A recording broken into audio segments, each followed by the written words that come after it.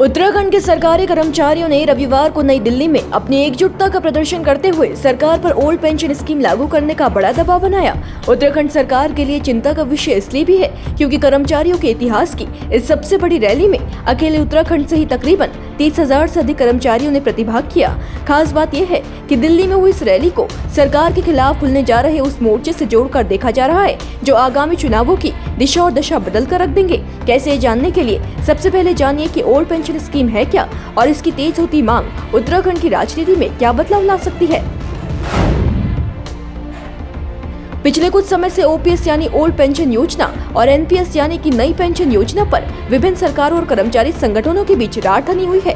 दरअसल सरकार नई पेंशन योजना का समर्थन करती है जबकि कर्मचारी पुरानी पेंशन योजना को अधिक हितकारी बताते हैं। इसी रार की एक तस्वीर रविवार को देखने को मिली जब दिल्ली का रामलीला ग्राउंड पुरानी स्कीम लागू करने की मांग कर रहे तमाम राज्यों के कर्मचारी और शिक्षकों से खचाखच भर गया।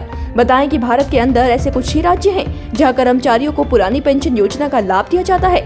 ओपीएस लागू करने वाले ये प्रदेश गैर बीजेपी राज्य ही हैं। जिन राज्यों में भारतीय जनता पार्टी की सरकार है वहां पर नई स्कीम लागू है। इन्हीं प्रदेशों के कर्मचारी पुरानी पेंशन बहाली को लामबंद हो गए हैं। क्यों समझने के लिए दोनों स्कीमों में अंतर समझे।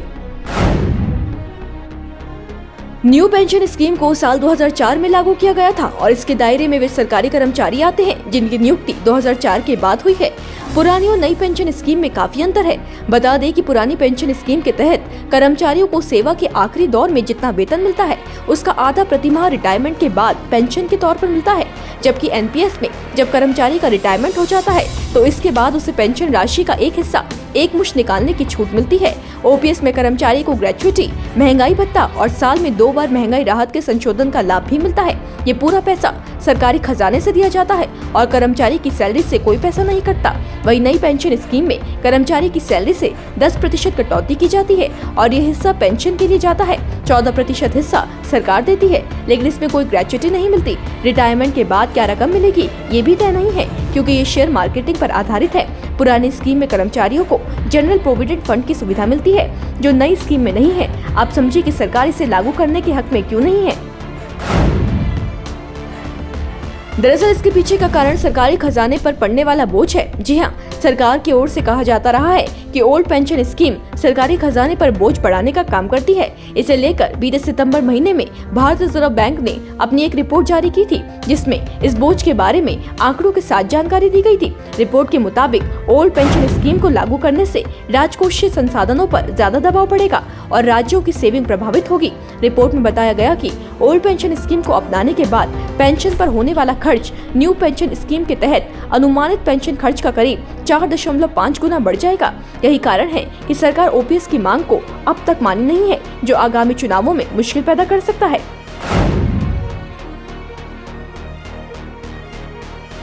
भाजपा भले ही ओपीएस का समर्थन ना करती हो लेकिन विपक्षी दल कर्मचारियों के साथ कंधे से कंधा मिलाकर उनके संघर्ष में खड़े नजर आ रहे हैं। ये देखकर लगता है कि आगामी लोकसभा चुनावों में old pension scheme game changer साबित होगी। विधानसभा चुनावों के दौरान हिमाचल में ओपीएस को सत्ता परिवर्तन का एक बड़ा कारण बताया गया था। ऐसे में जब उत्तराखंड में कर्मचारी मांग को लेकर पहले से अधिक उत्साहित और जोश से भर गए हैं और कांग्रेस कर्मचारियों का साथ देने के दावे कर रही है तो हो ना हो भाजपा की मुश्किलें बढ़ने वाली हैं और सियासत वो एक दफा फिर गरमाने वाली है। आपने पहले ओल्ड पेंशन स्कीम हटा दी, यानी कि जो बुजुर्ग हैं उनका शोषण किया, दोहन किया। जब वो काम करने लायक थे उनसे खूब काम लिया और उसके बाद उनको दूध में से मक्खी की तरह बाहर निकाल दिया एनपीएस के तहत।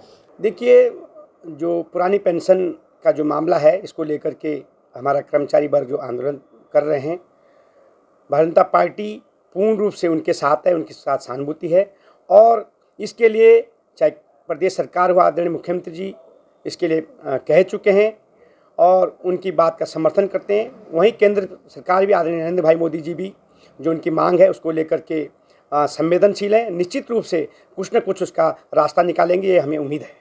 डाउनलोड करें देवभूमि इनसाइडर।